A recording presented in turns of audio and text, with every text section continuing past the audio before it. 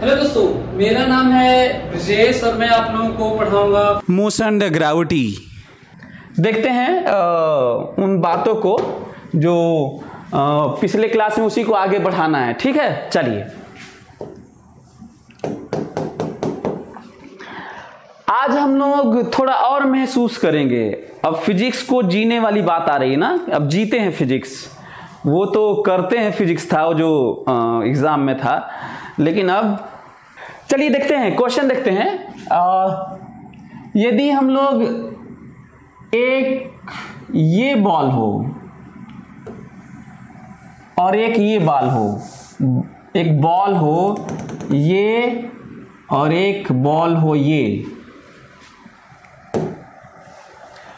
दोनों का नीचे वाला बेस सेम करना पड़ रहा है क्योंकि ये हाइट सेम रहे लड़ने का ना, और दोनों को छोड़ दिया गया। u0 है, u0 है, दोनों को छोड़ दिया गया तो ये भी उतना ही हाइट हाफ फॉल होगा और इसका भी उतना ही हाइट ऑफ फॉल होगा।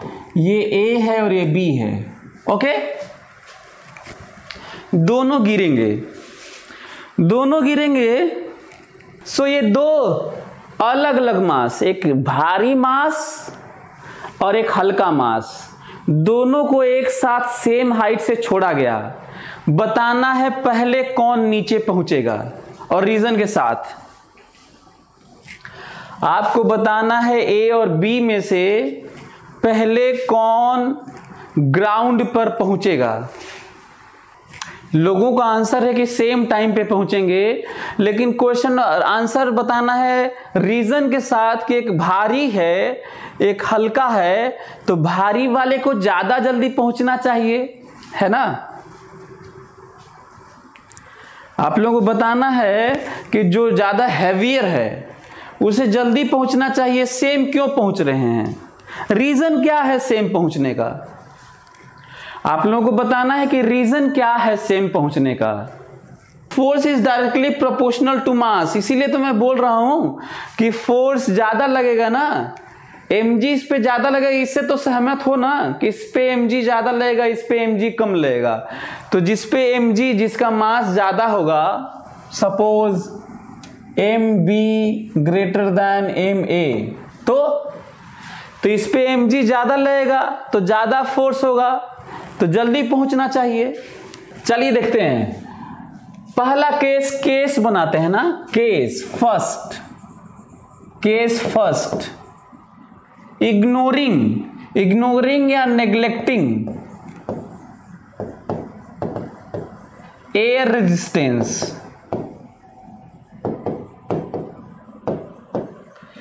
नेग्लेक्टिंग एयर रेजिस्टेंस तो क्या होगा।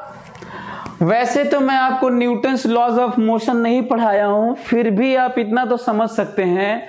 मैं F बराबर ma लगाया तो कोई भी मास हो, इरिस्पेक्टिव ऑफ मास, फोर्स छोड़ देने के बाद mg लगेगा। mg बराबर ma, m कैंसिल हो जाएगा। भारी मास है तो यहां भी भारी, हल्का तो यहां भी हल्का, कुल मिला के A बराबर G होगा।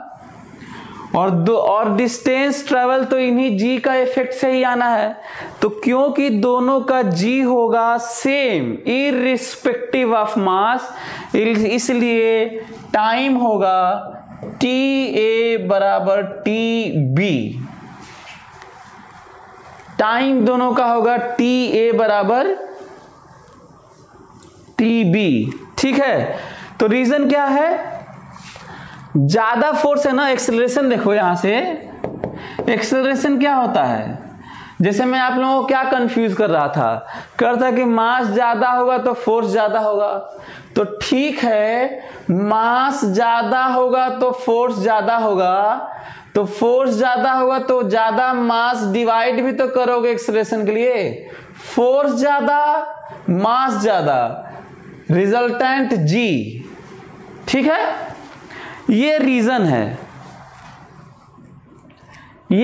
है, इंटरेस्टिंग पॉइंट। आज हम लोग को इसी तरह की बातें सीखनी है ताकि मोशन पे जो रेजिस्टेंस का इफेक्ट है उन सब चीजों को भी हम लोग सीख पाए। ठीक है, ओके। केस सेकेंड, ये समझ में आया आप लोगों को? क्यों सेम टाइम? क्योंकि एक्सेलरेशन सेम। क्यों एक्सेलरेशन सेम? क्योंकि force by mass same. F बराबर ma से फोर्स बाई मास सेम। बड़े मास पर ज्यादा फोर्स, बट ज्यादा फोर्स से एक्सेलरेशन नहीं होता, ज्यादा फोर्स बाई मास से एक्सेलरेशन होता है, और ज्यादा फोर्स बाई ज्यादा मास जी ही देता है, जी रहता है। नेक्स्ट अगला पॉइंट ध्यान से, second case, considering air resistance, considering air resistance, और वो भी कैसा? ध्यान से ये देखो, considering air resistance A and B, ये आयरन का है, ये बना है, ये है आयरन का है, और ये है वुड है। हाँ, would. Size same, same size, same size, same size के हैं। ये सब क्यों सेम साइज के हैं वो आपको मालूम चलेगा। ठीक है, चलिए। सेम साइज के हैं, कंसीडरिंग एयर रेजिस्टेंस। अब बताना है कौन पहले गिरेगा। एक हैवियर मास है, A इज आयरन का सॉलिड मास, सेम रेडियस।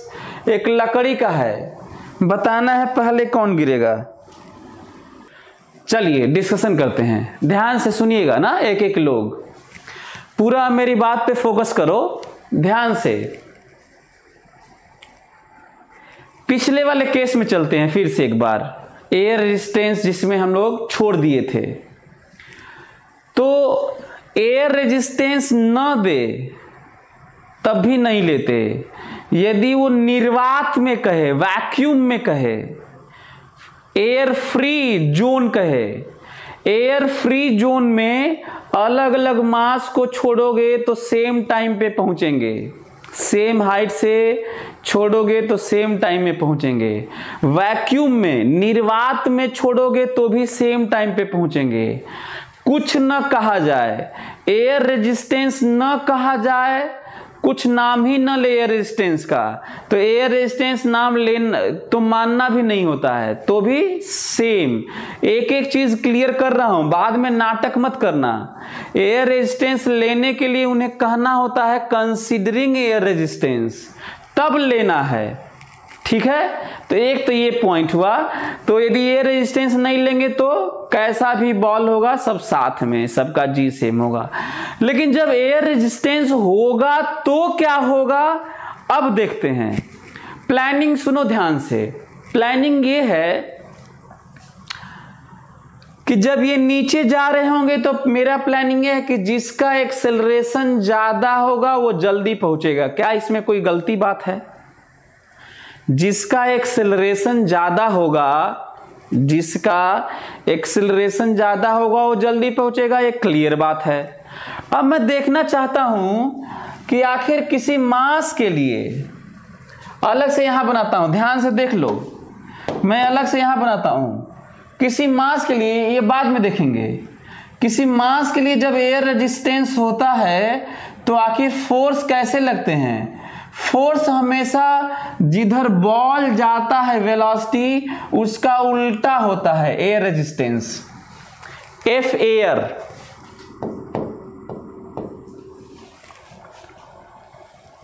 एक एक चीज क्लियर करो। अब सुनो, पहले तो एयर रेजिस्टेंस के बारे में थोड़ा सुन लो, उसके बाद आगे बढ़ता हूं। एयर रेजिस्टेंस हमारे लाइफ में बड़ा रोल प्ले करता है। कई जगह निगेटिव भी करता है, कई जगह पॉजिटिव भी करता है। जब हम साइकिल चलाते हैं तो उसकी मान लीजिए स्पीड कम है, कम एयर रेजिस्टेंस। जब हम बाइक पर हाईवे पर लेके दौड़ाते हैं बाइक, तो फ्यूल कंजम्पशन होता है, एक्सेलरेट करते हैं, इंजन के द्वारा फोर्स लगता है, लेकिन कुछ ही देर बाद हमारी वेलोसिटी कांस्टेंट हो जाती है।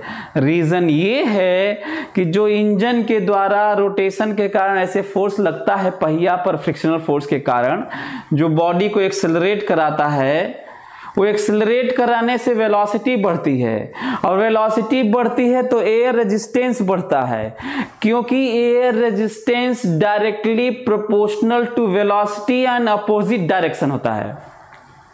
वेलोसिटी के अपोजिट डायरेक्शन होता है एयर रेजिस्टेंस, और जनरली किसके प्रोपोर्शनल होता है? वेलोसिटी के। तो जैसे ही हमारी वेलोसिटी बढ़ती है, बाइक की, कार की, ट्रेन की, किसी भी चीज की, तो वेलोसिटी बढ़ती है तो एयर रेजिस्टेंस बढ़ता है। एक समय ऐसा आता है कि इस बॉडी पर इंजन के द्वारा एक्सेलरेशन वाला फोर्स जो एक्सेलरेट कराता है हमारे एयर रेजिस्टेंस के बराबर हो जाता है, और नेट फोर्स क्या हो जाता है भैया? जीरो।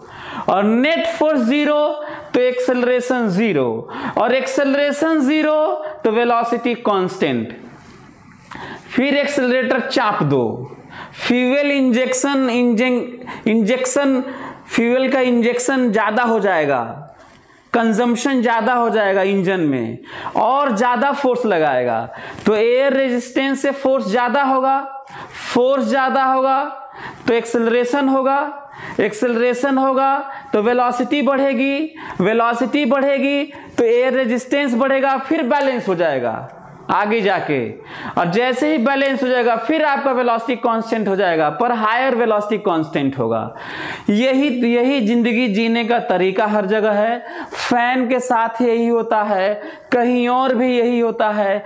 चीजें जहां कुछ घूम रही हैं सब जगह ऑलमोस्ट या तो फ्रिक्शनल रेजिस्टेंस होता है या मेजर सेक्शन में एयर रेजिस्टेंस होता है।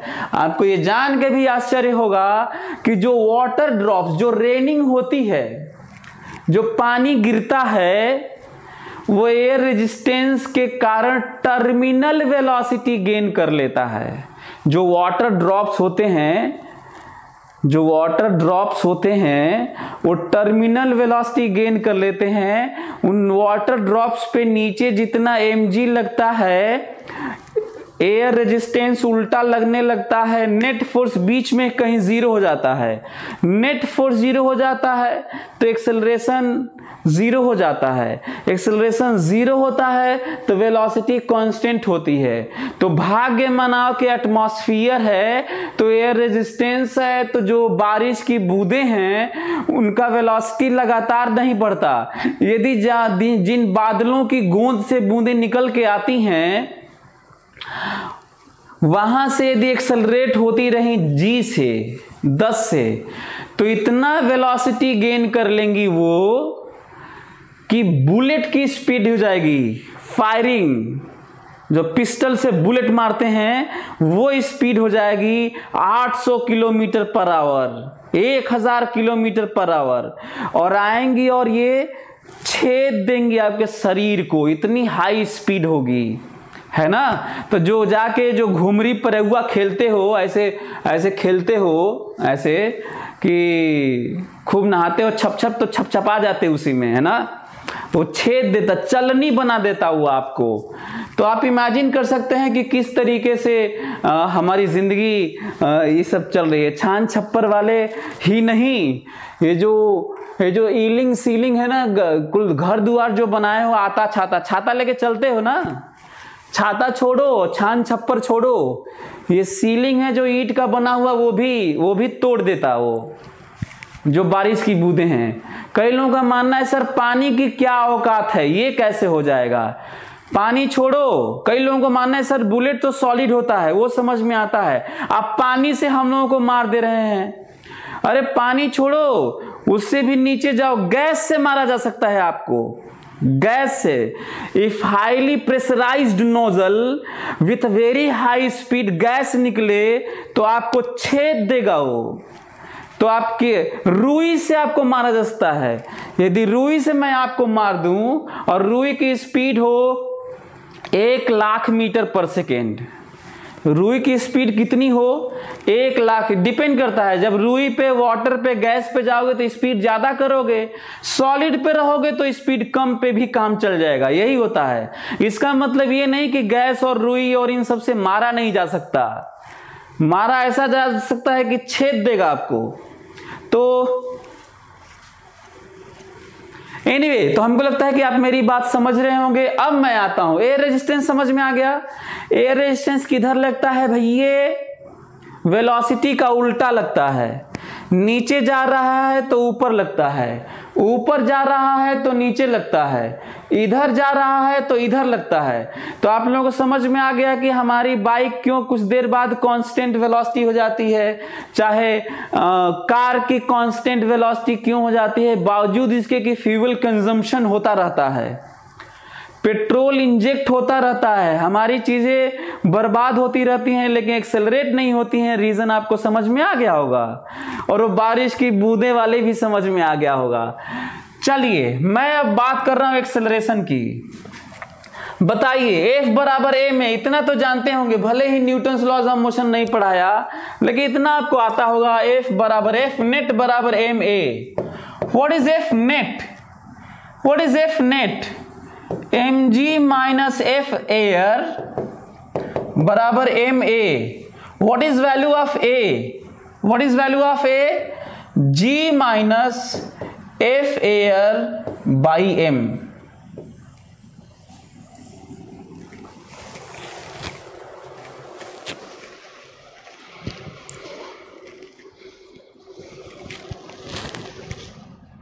f एयर बाई m, सही है। अब सुनो, देख लो, जब एयर रेजिस्टेंस नहीं होता है तो देखो मास पे डिपेंड नहीं करता, जी रहता है सबके लिए।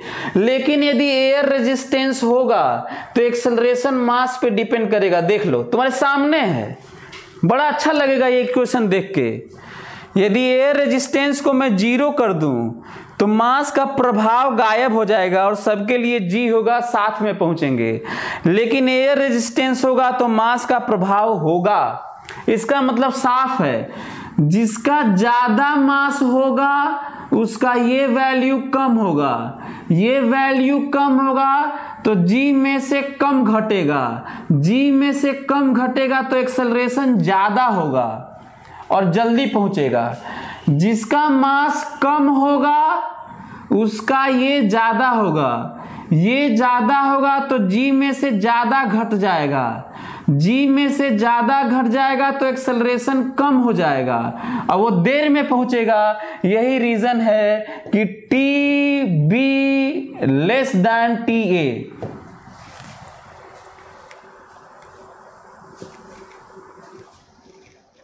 तो जो लोग बोल रहे थे कि सेम टाइम पे पहुंचेंगे वो सही नहीं था।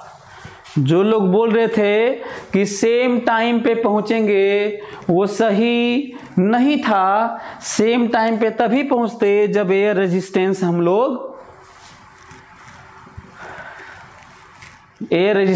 लोग नहीं लेंगे। हमें लगता है कि आप लोगों को क्लियर हो रहा होगा। एक और चीज है, सेम साइज क्यों कहा गया जानते हो?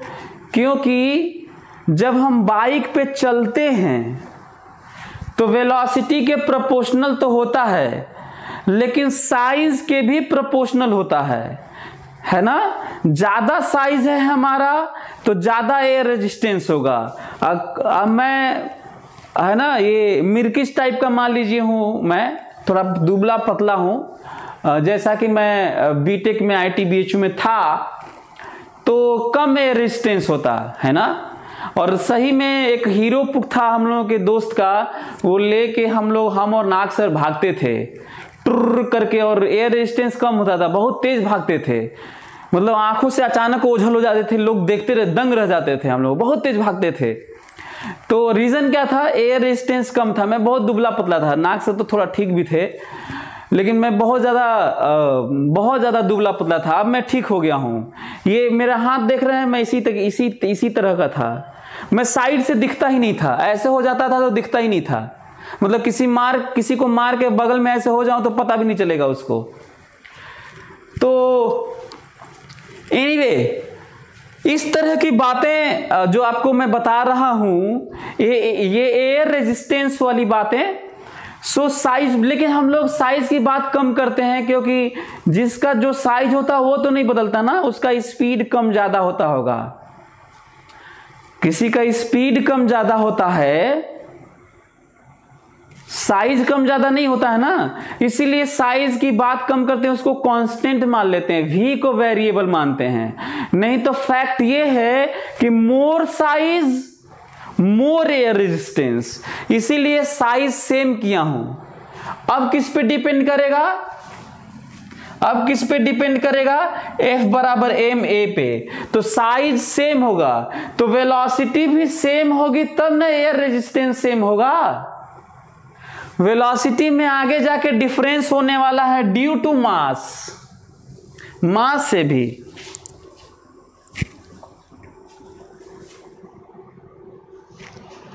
टाइम ए लेस होगा यार, नहीं बी लेस होगा ना। देखो आयरन का मास ज्यादा है, तो एक्सेलरेशन ज्यादा है, और एक्सेलरेशन ज्यादा है तो टाइम कम लगेगा ना। जिसका एक्सेलरेशन ज्यादा होगा वो जल्दी पहुंचेगा। तो बताओ ए का एक्सेलरेशन ज्यादा होगा कि बी का? अच्छा, इसको ए लिखा हूं क्या यार, इसको मैं बी समझ रहा था। Okay, this is B, this is A. हाँ ठीक है। अब ये बी, मैं पहले बी शायद लिखा था, वही मैं सोच रहा था। हाँ ठीक है, अब चेंज कर दिया यार। ठीक है, आयरन वाला, इसको मैं बी समझ रहा था। मैं सोचा कि उसको ए लिखा हूं और इसको बी लिखा हूं, ऐसा मैं सोच रहा था। ठीक है, ओके गुड। तो आप लोगों को ये समझ में आया? बोलिए, क्लियर? पूरा डिटेल बताया। और डिटेल बताने, अच्छा हाँ, इस तरह की डिटेलिंग से फायदा क्या होता है मालूम है? जेई एडवांस्ड में जिस तरह का क्वेश्चन आया है, बिना डिटेल के आपसे एक क्वेश्चन नहीं हिलेगा। और बताइए, आप देख लीजिएगा पेपर फिजिक्स का, पता चल जाएगा। तो जरूरी है। और ऐसे डिटेल से क्या फायदा होता है मालूम है? किसी भी अनसीन क्वेश्चन को तुम अटेम्प्ट करने के लिए रेडी रहते हो, क्योंकि तुम्हें पता होता है कि जो लॉज हैं फिजिक्स के, वो बदलने वाले नहीं है। सिचुएशन भले ही आप बदल लीजिए, हम उसको देखेंगे कि उसमें क्या है। आप क्या बना लेंगे? आप बना के दिखाइए, हम तो सोच लेंगे कि क्या हो रहा है। तो ये तभी संभव है जब हम लोग डिटेल जानेंगे कि क्या क्या संभावनाएं हैं। चलिए आगे बढ़ते हैं। हमको लगता है कि आप लोगों को ये, अच्छा हाँ, यदि मैं साइज भी अलग कर देता, मास भी अलग, साइज भी अलग और मास भी अलग, नो इंफॉर्मेशन, आप कुछ भी नहीं इवैल्यूएट कर सकते कि चीजें क्या होंगी क्या नहीं ना, क्योंकि अपने पास कोई इंफॉर्मेशन नहीं है। एयर रेजिस्टेंस बदल जाएगा। कम से कम ये तो सेम टाइप का रहे, सेम वेलोसिटी के नाम पर, इस तरह का, तभी ना बात होगी। अच्छा, इसी तरह की बात यदि सेम साइज है, रेडियस सेम है, और इसको कह दे रो बी इज ग्रेटर देन रो ए, तो पता चला कि मैं मास की बात किया था, अब डेंसिटी की बात है। अरे तो भी तो ठीक है यार, एक ही बात है। यदि साइज सेम है, रेडियस सेम है, सॉलिड स्फीयर है, और डेंसिटी बी का ज्यादा है, तो मास ज्यादा है।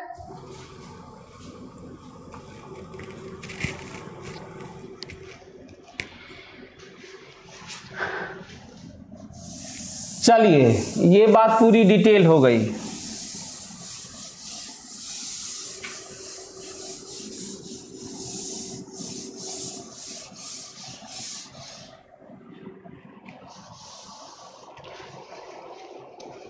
चलिए क्वेश्चन लिखिए एक और। जो आईटी में आया हुआ क्वेश्चन लिख लेते हैं और समझने की कोशिश करते हैं, फिर थोड़ा सा और बात करेंगे ना, थोड़ा सा और बात बाद में करेंगे। तो चलिए जल्दी से क्वेश्चन लिखिए तो जरा। जो बात हो चुकी है उसके बाद बात कर लेते हैं। A ball is thrown vertically upward, write down question. A ball is thrown vertically upward from ground. A ball is thrown vertically upward from ground.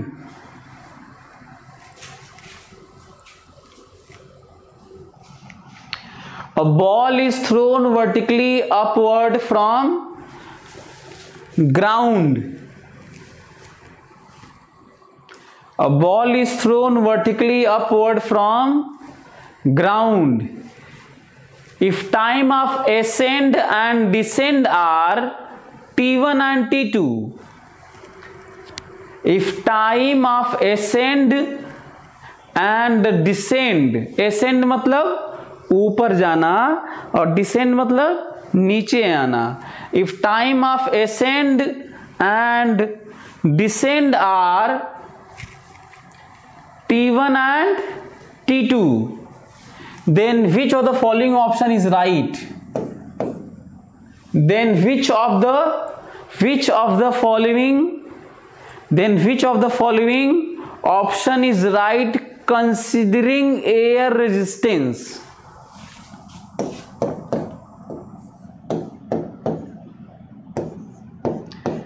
Then which of the following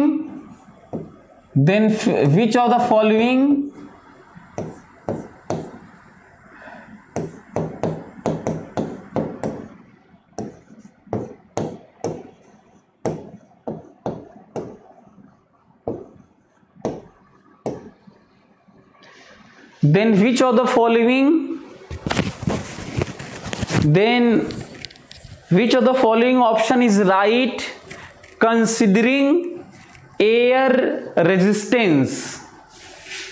Then which of the following option is right considering air resistance? जल्दी से करिए, चलिए। जितने लोग C B कुल मार रहे हैं, जो भी लोग जो कुछ मार रहे हैं बता रहे हैं, सभी लोग लास्ट वाला सेंटेंस तो पढ़ लो। लास्ट वाला कंसिडरिंग एयर रेजिस्टेंस। चलो फिर से एक बार सोचो, कम ऑन, फिर से एक बार। लास्ट में है कंसिडरिंग एयर रेजिस्टेंस।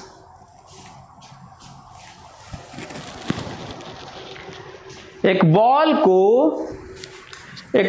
को ऊपर फेंका हूं, देखो ये बॉल को ऊपर फेंका हूं। जाने का t1 है और आने का t2 है। ऊपर जाने का टाइम t1 है और नीचे आने का t2 है। तो बताना है कि कौन सा सही है, लेकिन एयर रेजिस्टेंस कंसीडर करना है। चलिए बात करते हैं, ध्यान से सुनिएगा, ठीक है। अच्छा हाँ, मैं बता दूं, बहुत पॉपुलर क्वेश्चन है, बच्चे जरूर पूछते हैं, कर नहीं पाते। आईआईटी में आया हुआ है, बहुत पॉपुलर क्वेश्चन है।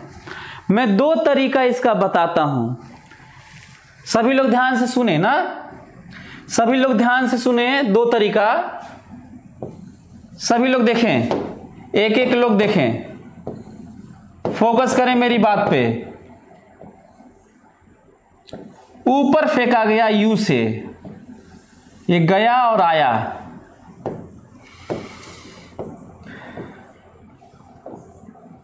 HV0। पहले तो मैं आपको बता दूं कि एयर रेजिस्टेंस नहीं लिए होते जो पिछले क्लास में किए थे। जितना देर जाने में लगता है उतना ही देर आने में लगता है, याद होगा। और उसमें कुछ कहा नहीं गया था, जब कहा नहीं जाता है तो एयर रेजिस्टेंस नहीं लेते हैं, और जाने में जितना टाइम लगता है उतना ही टाइम आने में लगता है, और आंसर होता T1 बराबर T2। लेकिन केवल तब होता जब एयर रेजिस्टेंस नहीं लेते। यदि एयर रेजिस्टेंस लिए हैं तो सी आंसर सही नहीं है। तो सी जो बोल रहे थे उनका तो गलत हो गया। दूसरी बात, अब मैं देखना चाहता हूं कि जब ये ऊपर जा रहा था तो एक काम करते हैं, सच तो ये है, बड़ा पॉइंट है, ध्यान से सुनना। सच तो ये है कि एयर रेजिस्टेंस वेलोसिटी डिपेंडेंट होता है।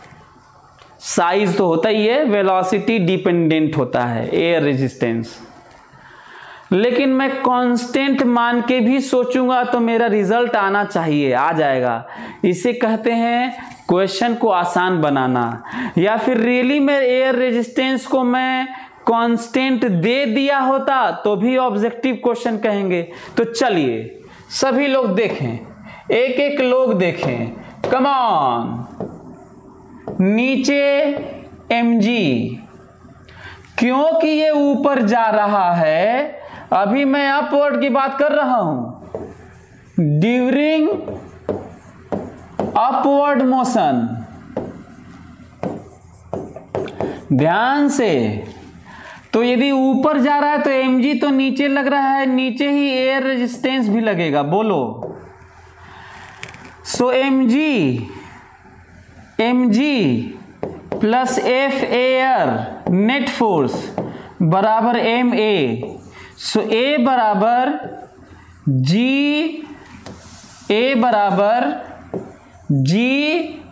Plus F air by m। सही है।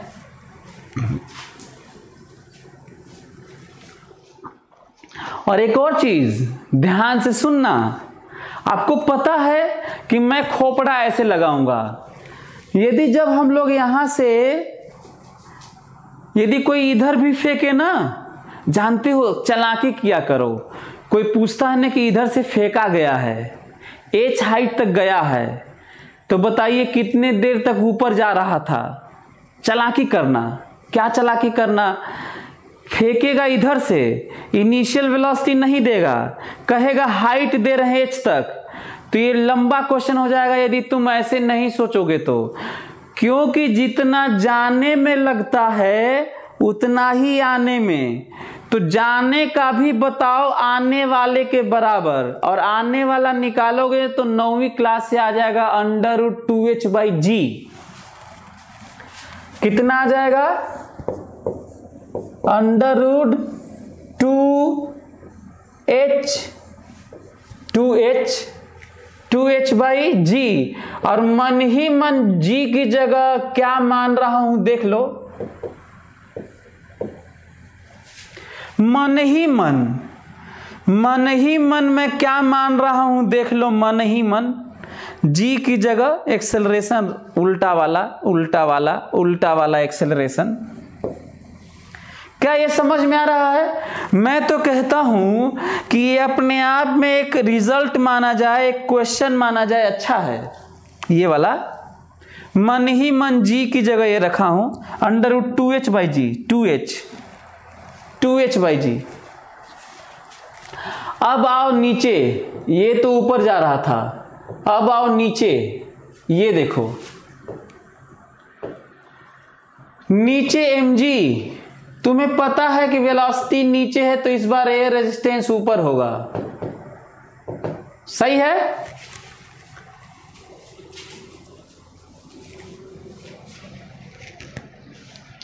सही है। अच्छा, आने वाला जब यहां से आ रहा था ये, तो फिर से इधर की तरफ एक्सेलरेशन F बराबर ma। देखो F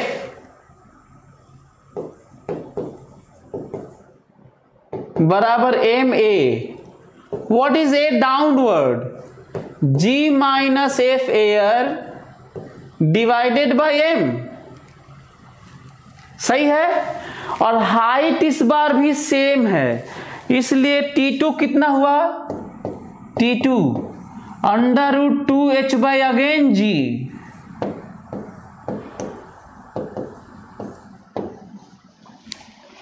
बताओ 2h, h जाना और h आना, h सेम है देखो, g सेम है देखो, नीचे नीचे कम है तो टाइम ज्यादा और नीचे ज्यादा है तो टाइम कम। आंसर है दिस।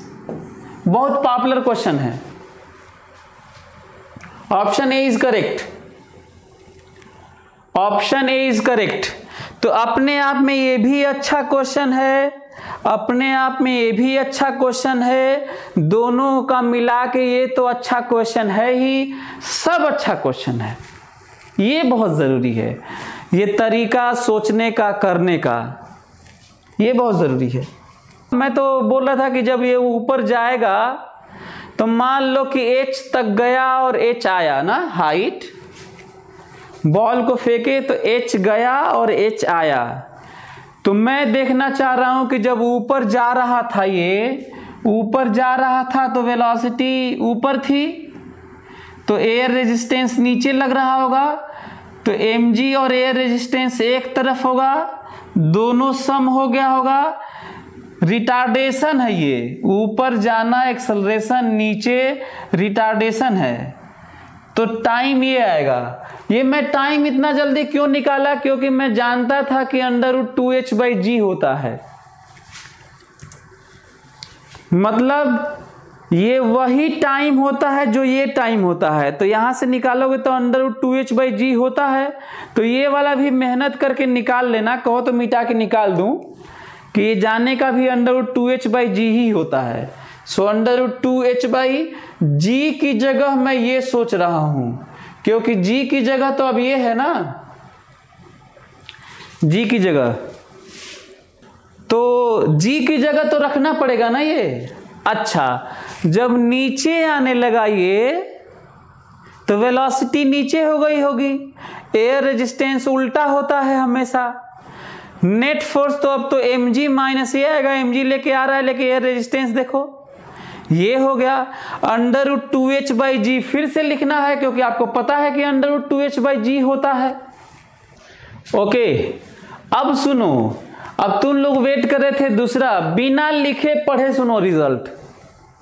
खोपड़ा, अल्टरनेटिव मेथड, बिना पेन चलाए आंसर सुनो, बिना पेन चलाए,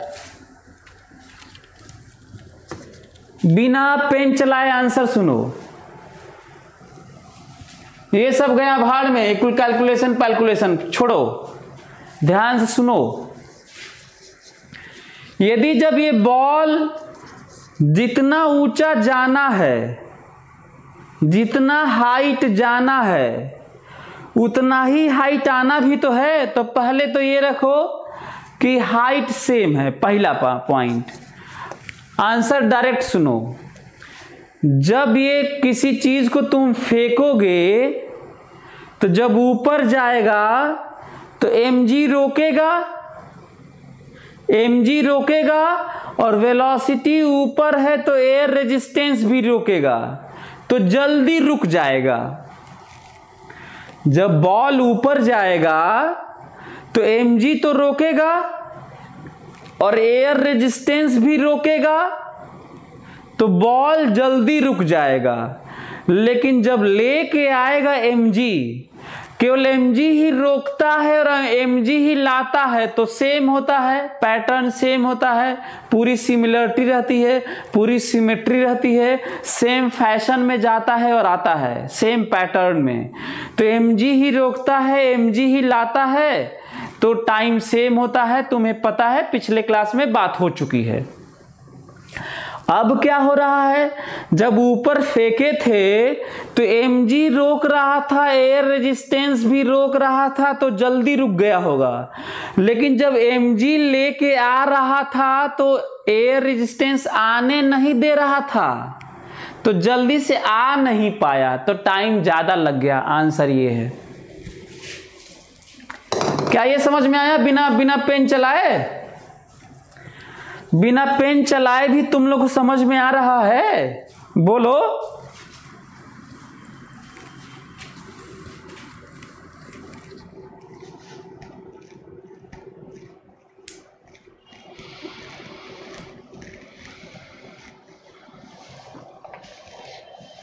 बिना पेन चलाए भी आप लोगों को पता चल रहा है कि सोच के भी फिजिक्स, तो सोच के भी तो होता है बहुत कुछ यार, हैं? चलिए,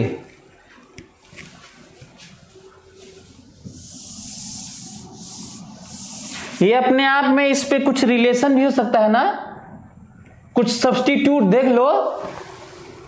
लो क्वेश्चन कैसा कैसा। T1 T2 मान लो हम दे दें, कोई पूछे एयर रेजिस्टेंस कितना है यदि कांस्टेंट माना जाए तो ये देखो इन दोनों को यूज करके बहुत कुछ पूछा जा सकता है। हाइट बता दीजिए कितना गया, एयर रेजिस्टेंस बता दीजिए, फोर्स कितना है, तो फलाना ढेमकाना, रेशियो कितना है, व्हाट इज रेशियो, बहुत कुछ पूछा जा सकता है। मतलब और भी चीजें पूछी जा सकते हैं, एक ख्याल रखना।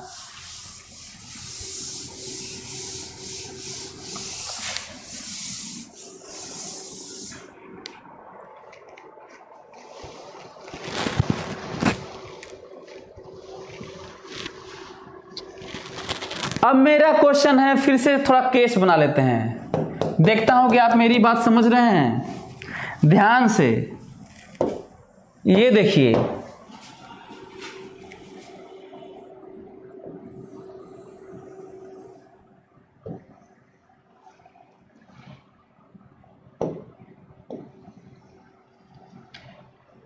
दोनों को सेम स्पीड से फेंका गया, दोनों को सेम स्पीड से फेंका गया है ना। Ignoring air resistance, neglecting,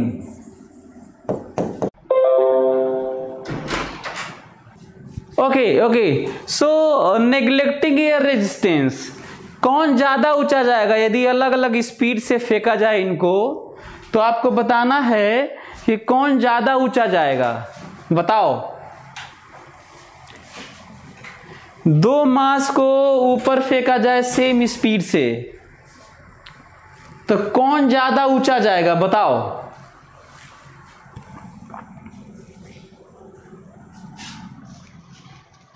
come on, reply fast.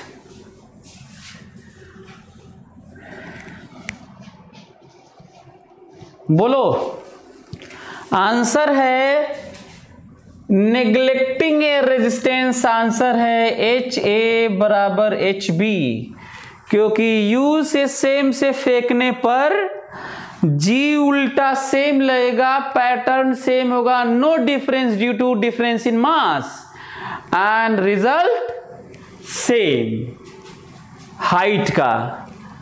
Okay, on is to on, study is always on. Concepts के बेहतर रियलाइजेशन के लिए इस टू ऑन पर बने रहिए।